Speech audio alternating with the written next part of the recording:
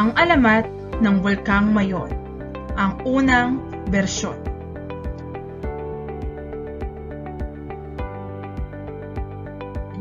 Noong unang panahon, sa kaharian ng Albay, ay may isang makapangyarihang raha.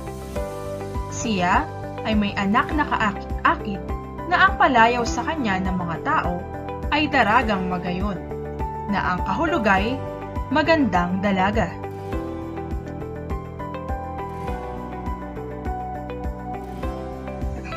Maraming naakit sa kanyang taglay na kagandahan, kaya di mabilang ang mga datwang at mga ginoong tanyag ang nag-alay sa kanya ng pagmamahal. Ang isa sa mga nanligaw ay si Kanwen, anak ng mayamang raha sa kanugnog na kaharian. Naghandog ng mahalagang hiyas at ginto ang binata, subalit tumanggi sa regalo ang dalaga. Si Kanwen ay nabigo, subalit nagyabang pa na ang dalaga ay magiging kanya pagdating ng araw.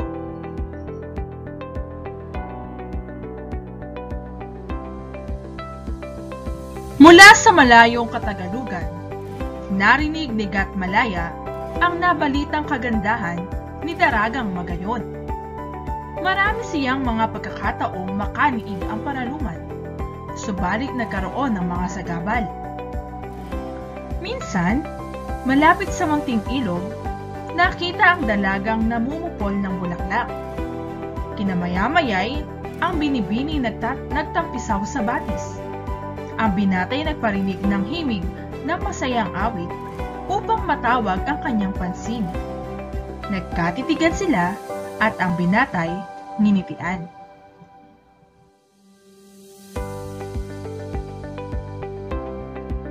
Nabuhayan ng loob ang prinsipeng Tagalog at ito'y nagsalita. Magandang mutya, mula ako sa malayo upang ikaw ay sadyain at makita ang tangi mong kariptan. Sino ka? Hindi kita kilala. Isa kang pangahas. Ako'y si Gat Malaya, galing sa kahariang malapit dito. Bigyan mo ako ng isang bulaklak at ako'y masisiyahan na. Bantulot na inihagis ng dalaga ang bulaklak. Dumapo sa mga palad ng binata at ito'y kagyat na idinampi sa kaliwang dibdib.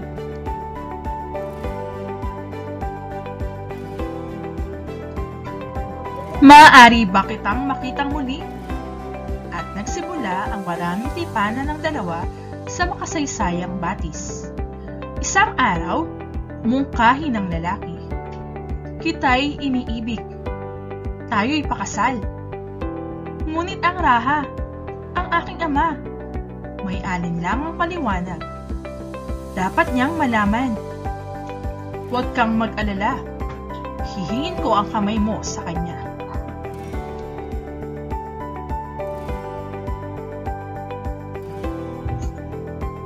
Pumayag ang raha. Ang batang prinsipe ay kanyang nagustuhan, pagkat magalang at nakakahalina kung kumilos. Itinakda ng raha ang kasal sa pagbibilog ng buwan, matapos ang anihan. Nagpaalam si Gat Malaya upang ipabatid sa kanyang mga magulang ang itinakdang kasal.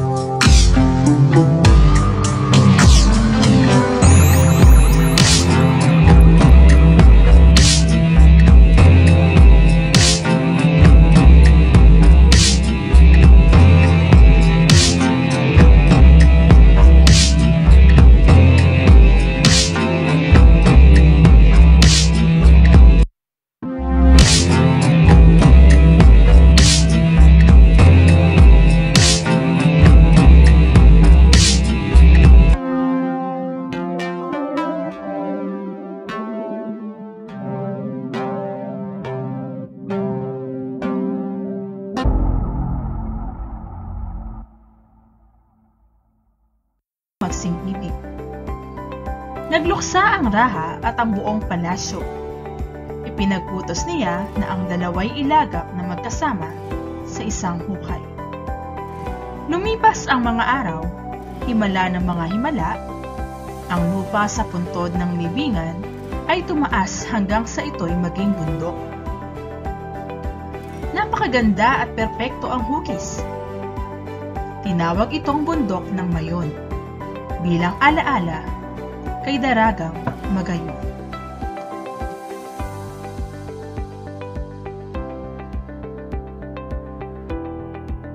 At iyan nga po ang unang bersyon ng alamat ng Bulkang Mayon.